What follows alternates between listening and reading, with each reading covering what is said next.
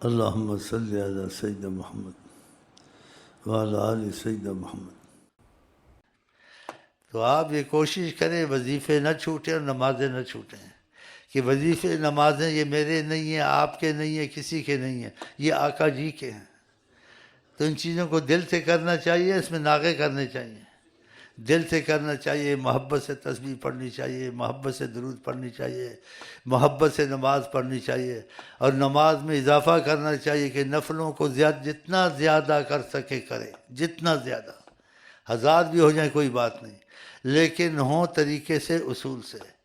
ایسے نفل نہ پڑھے کہ اس کے لیے مصیبت بن، جو نماز کو صحیح نہیں پڑھتا تو آقا جی کہتے ہیں نماز کو بد دعا دیتی ہے، بے سکونی نماز، نہ رکوع صحیح نہ سجود صحیح، اور نماز کہتی ہے خدا تجھ کو برباد کرے، تو نے جو برباد کیا۔ حدیث میں اگر سکون سے نماز پڑھتا، آرام سے سجود، آرام سے رکوع، آرام سے قیام، تو فرماتے ہیں سرکار، اور نماز کہتی ہے خدا تیری حفاظت کرے، تو نے میری حفاظت کی۔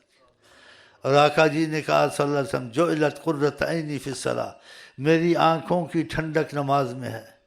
وہ ٹھنڈک ہم کو محسوس تو نہیں ہوئی، محنت کریں گے تو کچھ عرصے کے بعد محسوس ہو جائے گی۔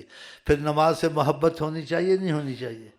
اور نماز کے علاوہ نفلوں کا حصہ اضافہ کریں، کہ نفلوں کا بھی آقا جی نے کہا ہے، اور آقا جی نے کہا، اللہ نے بھی یہی کہا ہے، وَمَا يَزَالُ عَبْدِي يَتَقَرَّبُ إِلَيَّ بِالنَّوَافِلِ، اگر ہمیشگی کرتا ہے میرا بندہ، نفلیں نہیں چھوڑتا ہے، میں اس کی زبان بن جاتا ہوں، اس کی آنکھ بن جاتا ہوں، جو چاہتا ہونے لگتا ہے۔ ایک چیز چاہتا ہے، کس چیز کو چاہتا ہے، اب دعا کی نیت کی ہے، دعا کرنے سے پہلے چاہنے سے اس کے کام ہو جاتے ہیں۔ تو پھر ایسا طریقہ چھوڑنا چاہیے۔ تو پھر یہ آہستہ آہستہ ہوتا ہے، آپ 10 نفل روز کے شروع کریں، ناغہ نہ کریں، پھر 20 کر دیں، پھر زیادہ کر دیں۔ اور اللہ کو وہ عمل پسند ہے جس میں ناغہ نہ ہو، تو 100 تک تو کریں ناغہ نہ ہو، لیکن 10 سے شروع کریں، 10 ناغہ نہ ہو۔ اس پہ اکتفا کرتا ہوں، اور میں دل سے آپ کو آئی لو یو کہتا ہوں۔ آپ لوگ آ جاتے ہیں یہاں خدا کی محبت کے تقاضے سے، خدا کہ ہم تم سب اصلی عاشق بن جائیں انشاءاللہ۔